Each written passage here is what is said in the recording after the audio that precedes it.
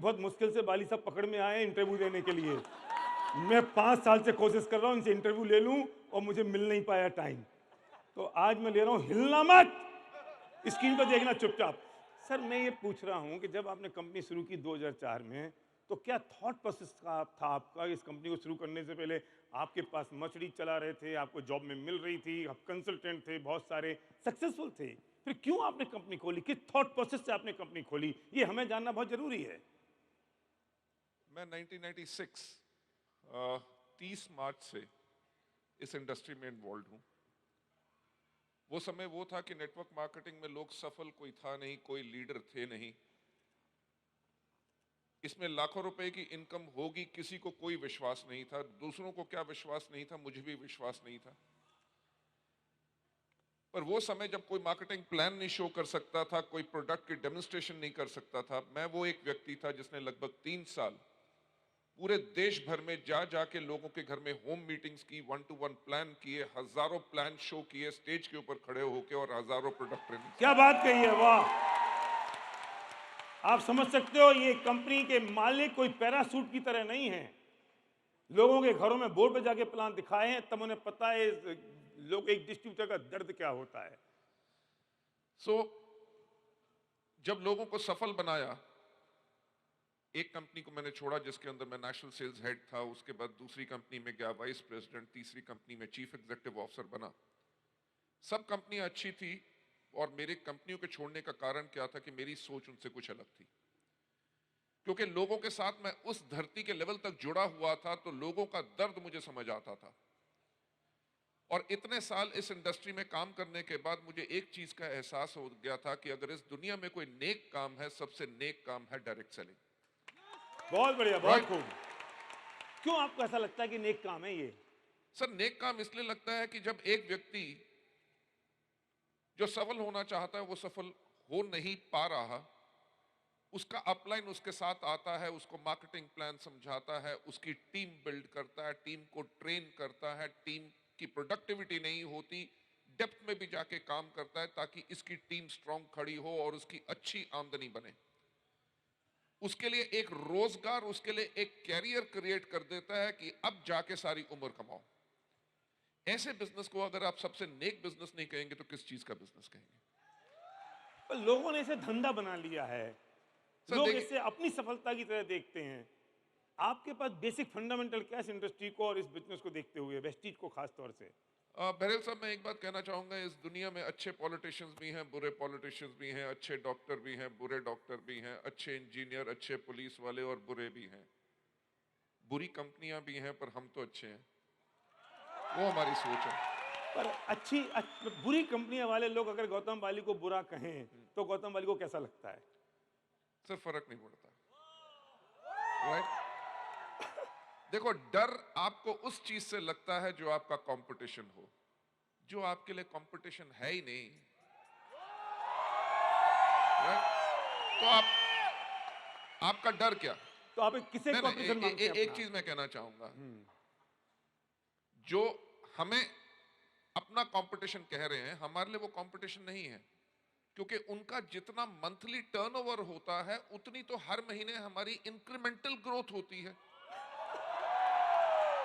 बिल्कुल ठीक कह रहे हैं, लेकिन आप किसे कॉम्पिटिटर मानते हैं अपना? मैं खुद को अपना कंपटीशन मानता हूं। वाह, वेरी गुड, बहुत बढ़िया, फैंटास्टिक, राइट। Very nice. जो जैन साहब ने कहा था, कहते रहते हैं सोचने की हिम्मत तो करो, वो ही करता रहता हूं कि वेस्टीज को और बेहतर कैसे बना सके, हमारे डिस्ट्रीब्यूटर्स को और सर्विसेज कैसे दे सके, उनकी जेब में और ज्यादा आमदनी कैसे जा सके। यही खुद से कंपटीशन है हमारा। सर जब आप प्रोडक्ट्स की प्राइस सेट करते हैं तो वो तो बहुत बड़ा वेरिएशन होता है। कोई मान लो एक प्रोडक्ट है, आप उसको 50 में भी बेच सकते हो और आप उसे 500 में भी बेच सकते हैं। लेकिन जब किसी भी प्रोडक्ट की आप प्राइस सेट करते हैं तो क्या थॉट प्रोसेस आपका होता है? क्योंकि मुझे पता है वेस्टीज में प्रोडक्ट्स की प्राइस सेट करने का अधिकार सिर्फ आपने अपने पास रखा, किसी को दिया नहीं है। तो उसके पीछे क्या थॉट प्रोसेस होती है? क्यों मैं ये प्रश्न इसलिए पूछ रहा हूँ क्योंकि ये बहुत वेरिएशन है इस चीज़ में। तो लोग, एक टूथपेस्ट 600 रुपये का भी आता है इंडस्ट्री में, एक टूथपेस्ट 50 रुपये का भी आता है, मार्केट में एक प्रोडक्ट आता है 100 रुपये का टूथपेस्ट आता है।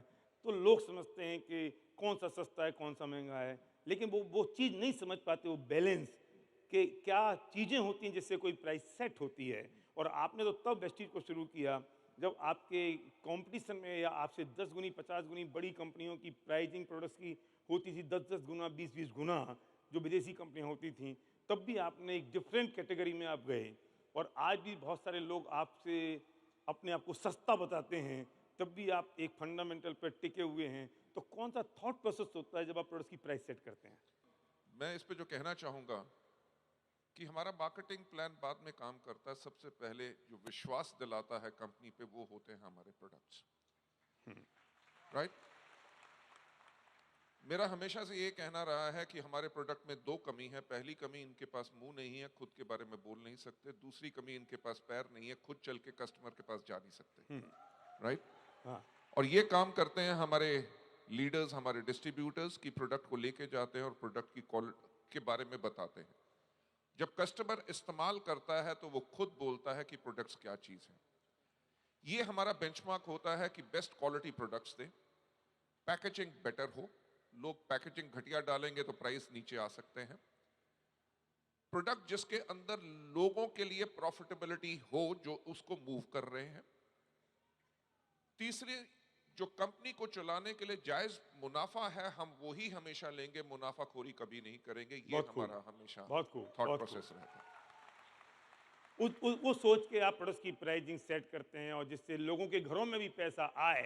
ये बहुत इंपॉर्टेंट बात कही आपने, क्योंकि हम क्वालिटी इंपॉर्टेंट है, उसका बी भी इंपॉर्टेंट है, प्लान में उसका पैसा इंपॉर्टेंट है, और ये सारे कॉम्बिनेशन से आप प्राइस नक्की करते हो तब लोगों के पास आता है। आपने 15 साल आपको डायरेक्ट सेलिंग में अपनी कंपनी को चलाते हुए हो गए, बहुत सारे चैलेंजेस ऐसे आए होंगे।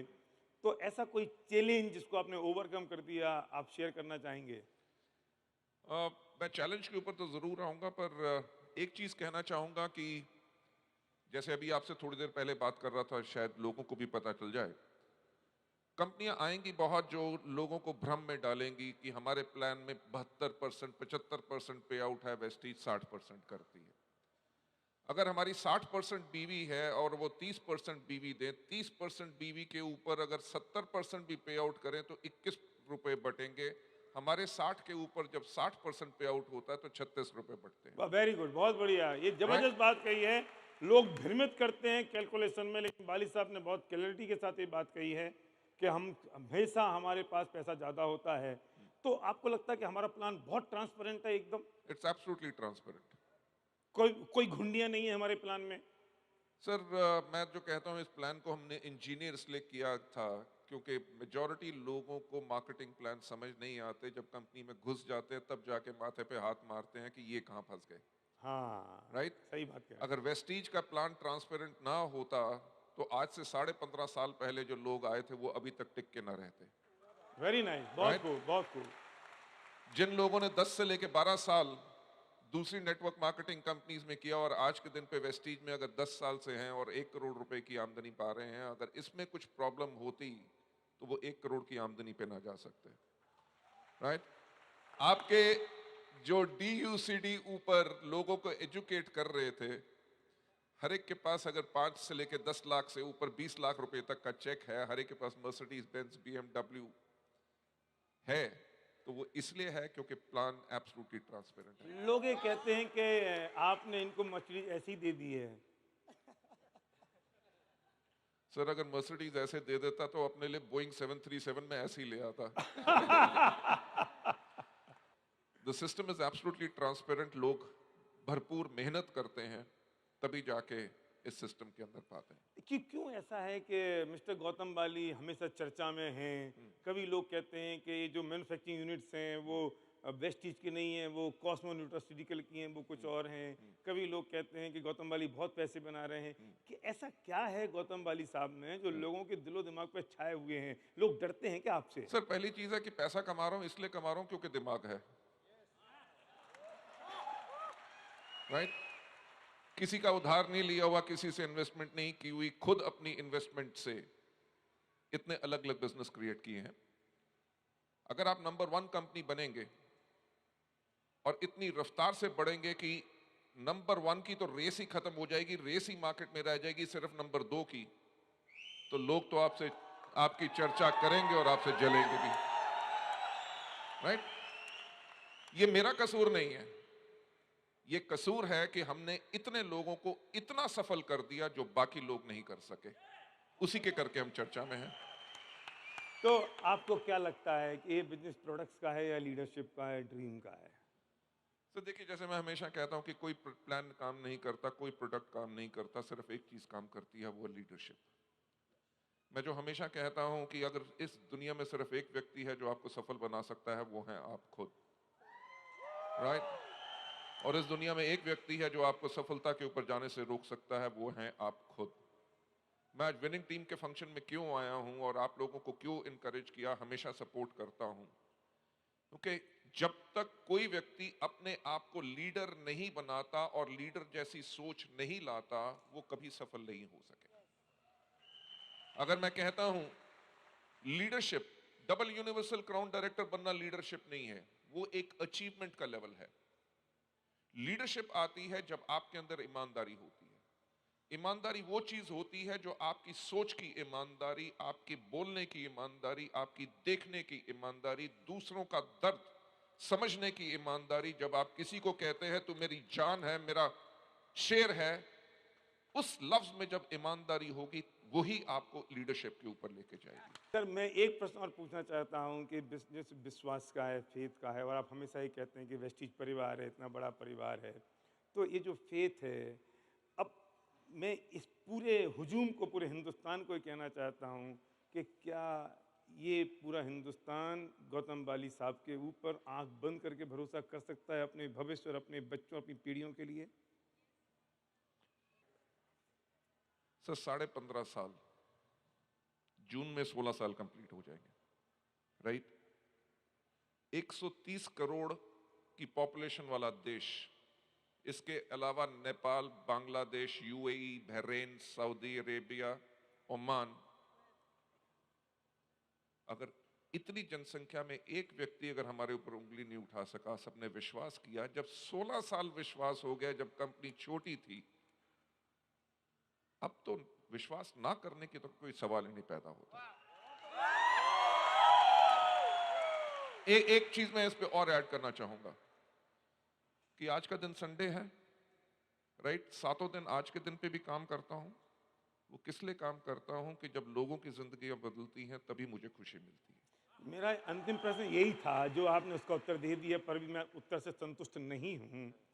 आप 2000 करोड़ के हो गए हो, इस साल आप 24, 25, 28 तो 3000 जाएंगे। ग्रुप जब हमारा मार्च में क्लोज करेगा, वो लगभग 3700 करोड़ का ग्रुप होगा।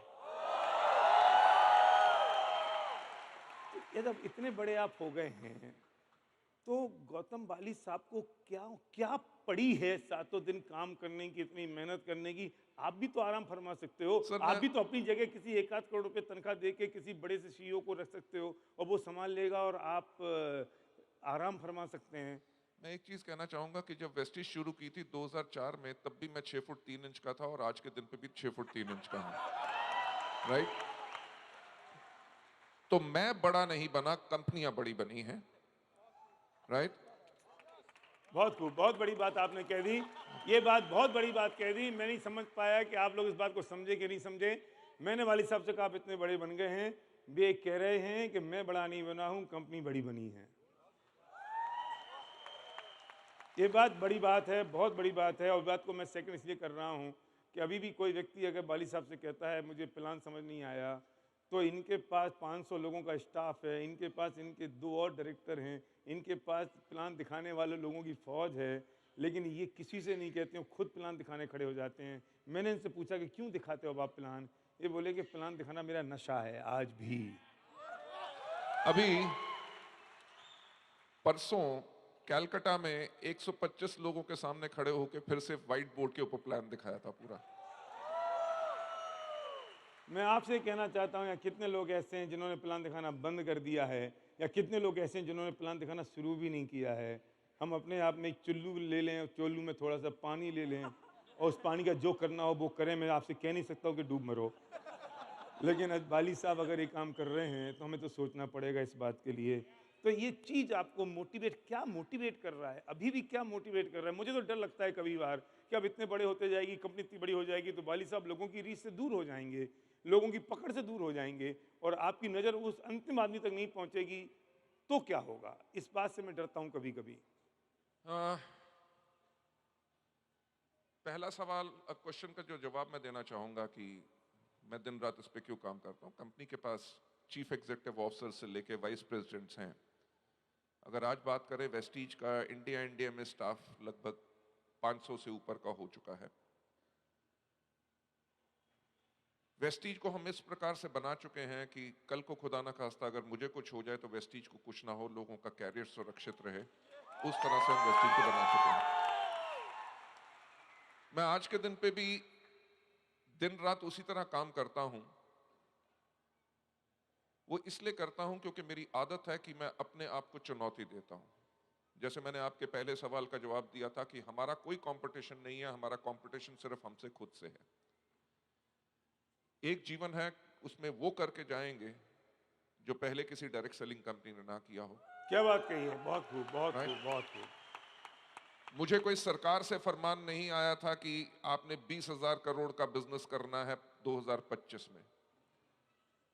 हम अपने लिए वो चैलेंजेस लेते हैं जो दुनिया में लोग कहें ये पागल हैं, और उस पागलपंती के साथ ही हम उसको करके दिखा देते हैं। वाह, बहुत खूब, बहुत खूब, बहुत बड़ी बात दैट है। Is what motivates me. Yes, yes. That is what motivates me. बहरेल साहब, एंड मैं बाकी सब लीडर से भी कहना चाहूंगा कि मैं ऐसे लोगों से मिलता हूं। अभी आज से कम 10 दिन पहले शाम को 8 साढ़े 8 बजे मैं ऑफिस से निकलने लगा तो नेहा जो मेरी असिस्टेंट है उसने कहा सर एक पर्सन है जो आपसे मिलना चाहता है। मैंने कहा किसी ने अपॉइंटमेंट तो नहीं ली हुई? कहते जी वो पूना से आए हैं और वो देख नहीं सकते। ओ, हिज नेम इज सुरेश। जैसे लोगों के लिए हमारा दिल हमेशा धड़कता है, मैंने कहा उसको बुला के लेके आओ। वो अंदर आया, मैं उससे मिला। उसने कहा सर मैं गोल्ड डायरेक्टर हूं और मेरा एवरेज चेक हर महीने का 40,000 रुपए है। ओहो, बहुत खूब। राइट। वो दोनों आंखों से देख नहीं सकता। ही सेड कि मैंने दिल्ली में टीम शुरू की है और मार्च के महीने में मैं फिर आऊंगा और अपनी टीम बिल्ड करूंगा, क्या आप टाइम दोगे? ऑब्वियसली आंसर तो हाँ ही था। पर उस दिन एक चीज का एहसास हुआ कि हमने आज के दिन पे वो कर दिया है। अगर इन लोगों को हमने इंडिपेंडेंस दे दी है तो ऐसा किस बिजनेस में हो सकता है, किस चीज में हो सकता है? That is only the power of direct selling in Vestige. That's what. और ये चीज मुझे मोटिवेट करती है जब लोग आके अपनी कहानियां सुनाते हैं कि साहब 5,000 रुपए कमाने के लिए मैं मुशक्कत करता था, 2 बारी सुसाइड कमिट करने की कोशिश की, और आज के दिन पे मेरे पास 1.5 करोड़ का फ्लैट है, मेरे पास 2 घर बन चुके हैं, मैं मर्सिडीज बेंज चलाता हूं और मेरी एवरेज आमदनी 6.5 लाख रुपए है। सर उस दिन एहसास होता है कि जिंदगी भर जो दिन रात काम किया उसका सिला अब मिल रहा है। बहुत खूब, बहुत खूब, बहुत खूब, जबरदस्त, जबरदस्त बात कही है। आप इतने आपने कहा है कि आप बड़े आदमी नहीं हैं, कंपनी बड़ी हुई है, लेकिन मैं तो कहूँगा कि आप बड़े आदमी बन गए हैं। लेकिन इतना सब कुछ हो गया फिर भी आप में अहम बिल्कुल चढ़ा नहीं, क्यों? क्योंकि हमारे यहाँ तो क्या है, लोग 10-20-25 हज़ार कमा लेते हैं ना साहब, तो उनकी टांगें चौड़ी हो जाती हैं, उनका चलने का नज़रिया बदल जाता है। 1 लाख वाला थोड़ा और चौड़ा हो जाता है, 5 लाख वाले थोड़ा फूलना शुरू हो जाता है। लेकिन ये सब लोग वो लोग हैं जो ये उस डायरेक्शन में जा रहे हैं। अब इनके 25-50 हज़ार लाख रुपए आ जाएंगे तो इनको मैं रोकूं कैसे कि अहम इन पे चढ़े नहीं? तो मैं मेरे घर के मुखिया से पूछना चाहता हूं कि ऐसी क्या चीज़ है जिसको अहम आप पे चढ़ा नहीं? सर मैंने जिंदगी में बहुत उतार चढ़ाव देखे हैं। मैंने ऐसे ऐसे सफल लोगों को देखा है, जब वो सफल हुए सफलता उनके दिमाग पे नहीं चढ़ती, उनकी जुबान पे भी चढ़ जाती है। बिल्कुल यही मैं कह रहा हूँ। और उनकी सफलता उनके दिमाग, और जब जुबान पे चढ़ी वो बददिमाग हो गए, उनके बिजनेसेस पूरे खत्म हो गए। दूसरी चीज, एज अ लीडर, या आप मुझे बड़ा कहेंगे, वेस्टीज को बड़ा किसने बनाया? वेस्टीज को बड़ा बनाया हमारे डिस्ट्रीब्यूटर्स ने। ठीक। वेस्टीज जहां पे है या जहां जाएगी उसको बनाया डिस्ट्रीब्यूटर्स ने। कंपनी की मैनेजमेंट का काम होता है service provider. As a leader जब किसी का चेक 20 लाख, 50 लाख, 2 करोड़ आएगा, एक चीज का उसको हमेशा एहसास रखना है कि उसका इतना बड़ा जो चेक आ रहा है वो उसके डाउनलाइंस के करके आ रहा है। बहुत खूब, बहुत बड़ी बात है ये। जो पहले बात हो रही थी आज स्टेज के ऊपर, अकाउंटेबिलिटी। एक लीडर को हमेशा एक चीज रहना चाहिए कि उसकी अकाउंटेबिलिटी उसके नेटवर्क के प्रति है।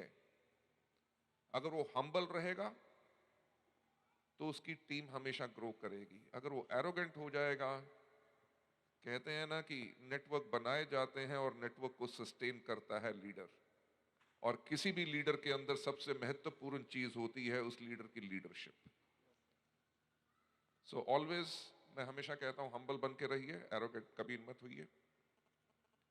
एंड आई थिंक सो कि हम्बल रहने से इतने लोगों का जो हमें प्यार मिल सकता है, अगर मैं एरोगेंट रहूंगा तो मेरे पास कोई भी नहीं आएगा। बहुत then I'll lose touch with the people and most probably Vestige will go down। Yes, और ये हम अफोर्ड कर नहीं सकते। Thank you. बहुत बढ़िया, बहुत बढ़िया। आपका बहुत बहुत धन्यवाद, आपने मेरे Thanks a कुछ lot। प्रश्नों का उत्तर दिया। और पीछे से आवाज़ आ रही है कि वाली साहब ने अपने सक्सेसर प्लान क्या कर रखा है, क्योंकि बहुत सारे लोगों का भविष्य से टिका हुआ है और लोग सोचते हैं कि हम पीढ़ियों के बिजनेस में हैं, तो क्या वाली साहब के पास एक सक्सेसर प्लान है उनके साथ? Sir, we have built Vestige to be a totally professional company। Very good. ये जरूरी नहीं है कि किसी का बेटा या किसी की बेटी ही वेस्टीज को रन करेगा। हमने आज के दिन पे भी टोटल हैंड्स ऑफ करके ऑर्गेनाइजेशन को टोटल प्रोफेशनल बना दिया है। हमारे चीफ एग्जीक्यूटिव ऑफिसर्स, हमारे वाइस प्रेसिडेंट्स, हमारे जनरल मैनेजर्स, हमारे managers, they are the one जो एवरीडे कंपनी को रन कर रहे हैं। हम मेंटरिंग और विजनरी रोल में आज के दिन पे हैं। सो सक्सेशन प्लानिंग के अंदर यही है, it is always going to be a professional company. तो आपकी जो थीम है, आपका जो थॉट प्रोसेस है, आपका जो विजन है, वो ही चलता रहेगा? सर, इसके ऊपर आज से कुछ महीने पहले अभी हमने शुरू किया है एक project called culture project. Okay. कि अगर 15 साल में एक ऐसी कंपनी, अगर आप एक्चुअली इंडिया के अंदर देखें प्रोडक्ट बेस्ड रिटेल में या डायरेक्ट सेलिंग के अंदर, इंडियन कंपनी 15 साल में 2000 करोड़ की क्रॉस किया हो, तो शायद पूरे देश भर में पूरा इतिहास उठा के देखोगे तो 8 से लेकर 9 कंपनियां होंगी।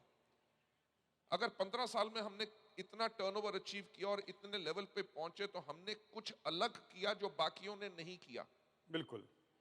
उस चीज को हमने एंटायर आइडेंटिफाई करके एक प्रोजेक्ट हमने रन किया है कॉल्ड कल्चर प्रोजेक्ट, जिसके ऊपर आज के दिन पे हम इंप्लीमेंट कर रहे हैं अपनी कंपनी की मैनेजमेंट एंड सारे के सारे जो कंपनी में एम्प्लॉयज हैं।